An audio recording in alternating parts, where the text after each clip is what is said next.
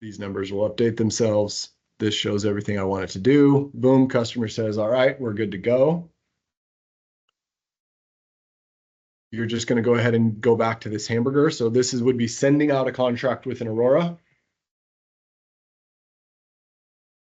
Very simple to do. Click your hamburger icon up here. Click agreements. Reminder, you have 3 different types of agreements. You can send out a battery agreement, solar only agreement, and solar plus battery. In this particular case, I'm selling a Powerwall, so I'm going to be solar plus battery. I'm going to hit select. You'll put your name in as the sales rep. You'll put the customer information in. You'll hit continue. Don't worry about these. You don't need to add these in.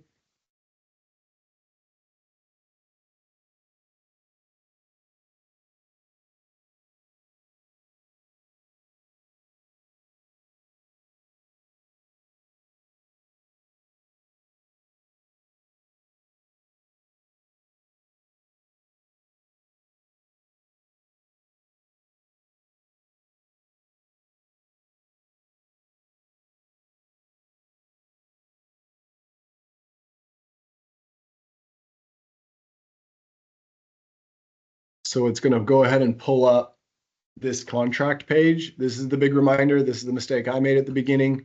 You do not fill out your contract here. What the Aurora does is it creates a 2-signer agreement where you are the first signer. And since you put in your email, you become the first signer. And so all you're going to do is hit send for signature right here. You don't have to change anything. Agreement has been successfully sent. Your homeowner is going to get a notification that an agreement is being worked on. And then you're going to get something in your email that allows you to go ahead and start to fill it out. So as soon as this email pops up, I'll go ahead and pull it up and show you guys.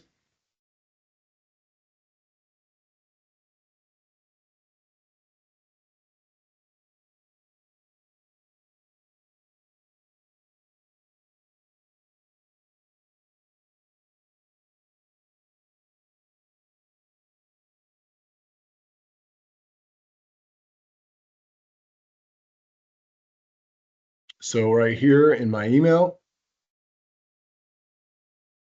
here's my agreement. I just hit review and sign.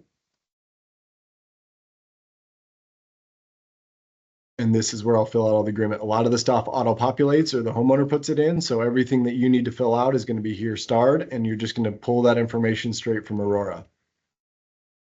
So you can just toggle between them. You can find your information here. 13.14 kW system.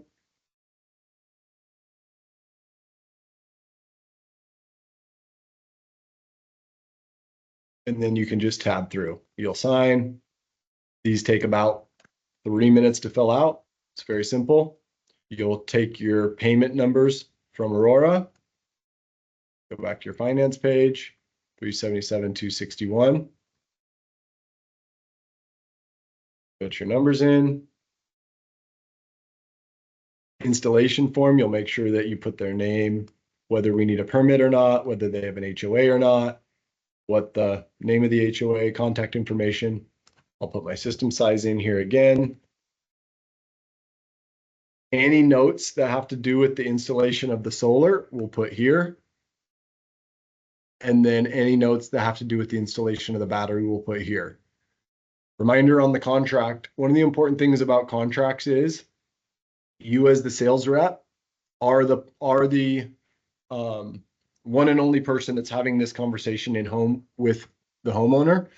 But what we want is once you send this to us, we want as the project management team to be able to do exactly what you guys spoke about. So if you have specifics like where the battery is going to go outside on a wall, where specifically on that wall it's going to go, you're going to want to get a picture of it, but also you'll put this here, outside wall next to meter.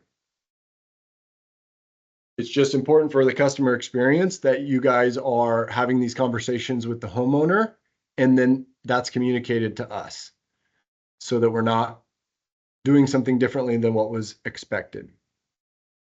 If they have multiple service panels, are we backing up both those service panels? Are we backing up just one panel?